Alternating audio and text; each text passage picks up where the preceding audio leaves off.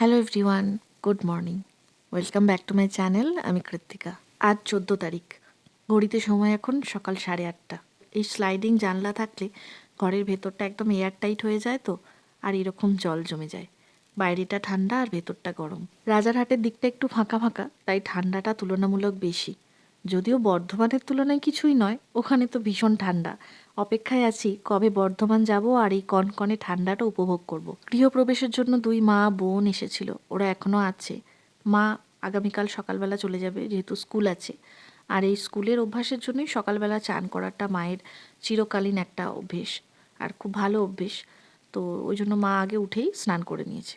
এরপরে আমাদের জলখাবার খাওয়া, চা খাওয়া এইসব হবে। আর শাশুড়ি মাকে দেখা যাচ্ছে না, কারণ মা ভীষণ অসুস্থ হয়ে পড়েছে। আসলে বাড়িতে একরকম নিয়মের মধ্যে থাকে, আর এখানে এসে একটু তো অনিয়ম হয়েইছে। তারপরে খাবার দাবারও একটু রিচ হয়, ক্যাটারিংয়ের খাবার। তো সেই থেকেই আর কি একটু সমস্যা হয়েছে। যাই হোক, মায়ের এখন দেখভাল চলছে, ওষুধ আনা হয়েছে। আর ডাক্তার অনলাইনে দেখানো হবে, কারণ মাকেই 5তলা থেকে নামিয়ে আবার 5তলায় ওঠানো অসম্ভব। গতকাল সন্ধেবেলা আমরা সবাই মিলে হস্তশিল্প মেলায় গিয়েছিলাম। এই নিউ টাউনেই, আমাদের বাড়ির একদম কাছাকাছি। তো ওখান থেকে এই বেতের 2টো চেয়ার আর টেবিলটা কিনে এনেছি। এত সুন্দর দেখতে, ব্যালকানিতে বসার জন্য একদম পারফেক্ট। মাকে এগুলো দেখানোও হয়নি, কারণ মা কাল থেকে ঘর থেকেই বেরোয়নি। সেই যে ঘরে ঢুকেছে অসুস্থ হয়ে। যাই হোক, এখন ওষুধ খাওয়ানো চলছে, দেখা যাক মা কবে সুস্থ হয়। এখন তো মায়ের বাড়ি যাওয়ার কোনো প্রশ্নই নেই। আমার মা আগামীকাল সকালবেলা চলে যাবে। আর এই কাপগুলো আমার সেই ব্যাঙ্গালোরে প্রথম সংসার করার সময় কেনা। এত পছন্দের ছিল, এখনও অবধি এই কাপগুলো অক্ষত আছে। হস্তশিল্প মেলা থেকে এই 2টো পট কিনেছি, একটা একটু বড় আর একটা একটু ছোট। এত ভালো লাগে এগুলোতে খাবার রাখতে। আসলে নিজের বাড়ি হয়ে গেছে তো, এখন আর এত ভাবতে হবে না। আপাতত ছোটোখাটো কিছু জিনিস কিনেছি, যেমন এই মশলার কৌটো। আগের যে কৌটোটা, সেটার যা অবস্থা, কোনো রকমে চালাচ্ছিলাম, কারণ মাথায় ছিল নতুন বাড়িতে গিয়ে নতুন মশলার কৌটো কিনবো। আরও অনেক রকম দেখছিলাম অনলাইনে, কিন্তু আমার মনে হলো যেন ওইগুলোর জায়গাগুলো খুব ছোট ছোট। এইটার খাপগুলো এতটাই বড় বড় যে অনেকটা করে মশলা ধরবে। এমন ঠান্ডা লেগেছে, কথা বলতে গিয়ে একদম নাক বন্ধ হয়ে যাচ্ছে। মশলাগুলো কিন্তু মৌ সাজিয়ে রেখেছে। এটা ভিডিওতে না বললে পরে আমার আবার কঠিন অবস্থা হতে পারে। এই চেয়ারগুলো রাখার পরে মনে হচ্ছে এই বারান্দাতেই বসে থাকি। এত সুন্দর রোদটা এসে পড়েছে। ওদিকে মাকে এখন অনলাইনে ডাক্তার দেখানো হচ্ছে, এরপরে দীপ ওষুধ আনতে যাবে। আনলে ওষুধ? বেচারা 5তলা থেকে নামছে আর 5তলায় উঠছে। না, একবারে একবারে হয়ে যাক, কাজ হয়ে যাক। হ্যাঁ, পুরো হয়ে যাক। এদিকে আজকে আবার বাড়িতে একটু কাজ হচ্ছে। ওই দেখো, দেওয়ালটা খুঁড়ে সোজা একটা লাইন এসেছে, এদিকে একটা নতুন সুইচ বোর্ড হচ্ছে। কারণ আমাদের গেস্ট রুমের সুইচ বোর্ডটা করেছে দরজার পিছনে।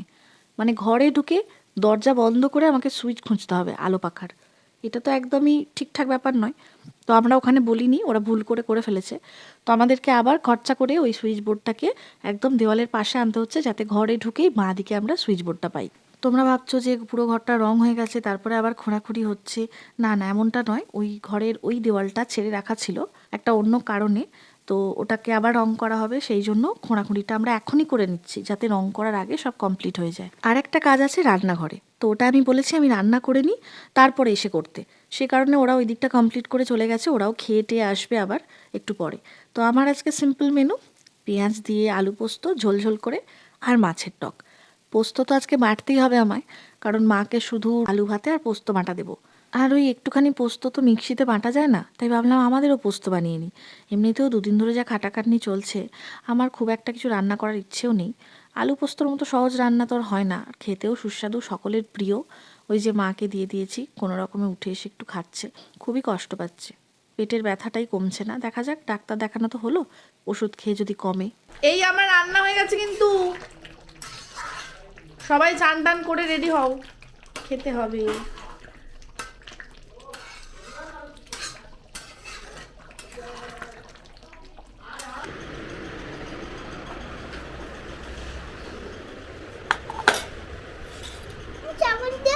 চামচ দিয়ে ডিম কাটবে তো? চামচ আর লাগবে না তো, ওই পাশে রাখো, ওই পাশে রাখো। আচ্ছা, আমাকে দাও দাও। আর দিদি বলেন যে দড়ি ঝুলানোর সিস্টেম, দড়ি মানে কাঁচ ঝুলবে, 3টে কাঁচ ঝুলবে, একটা ছোট, তারপর বড়, তারপর বড় অপশন দেখা যাবে। না, অত করতে হবে না, যেটা একটা পছন্দ করবেন। রান্নাঘরে এই স্পটলাইটগুলোই সেট করার কাজ ছিল আজকে। 3খানা লাইট, এত ভালো লাগছে, রান্নাঘরটা আমার ঝলমল করছে। আর আমার একটু বেশি আলো পছন্দ বলে দীপ এগুলো অনেকদিন আগে থেকেই কিনে এনে রেখে দিয়েছিল যে রান্নাঘরে এটাকে সেট করবে। এতদিন ধরে এখানে আসছি তবু একবারও ছাদে উঠিনি। আসলে ছাদটা ওঠার মতো পরিস্থিতিতেও ছিল না। এই আগের সপ্তাহে টাইলসের কাজ হয়েছে, এখনও কাজ চলছে, কোনো রকমে হাঁটা চলা যাবে আর কি, পুরোপুরি পরিষ্কার নয়। তবে আমি নিজেও প্রথম এলাম, তাই ভাবলাম তোমাদেরকেও নিয়ে আসি। ওই যে ওইটা হচ্ছে রাজারহাট মেন রোড, তার একদম ধারে পেট্রোল পাম্পের গা দিয়েই হচ্ছে আমাদের বিল্ডিং। আজকের মতো তাহলে আসি, তোমরা সবাই ভালো থেকো, সুস্থ থেকো, আর ঠান্ডা লাগিও না। দেখছো তো আমার কি অবস্থা, কথাই বলতে পারছি না। যাই একটু গরম জল আর মধু খেয়ে শুয়ে পড়ি। Good night.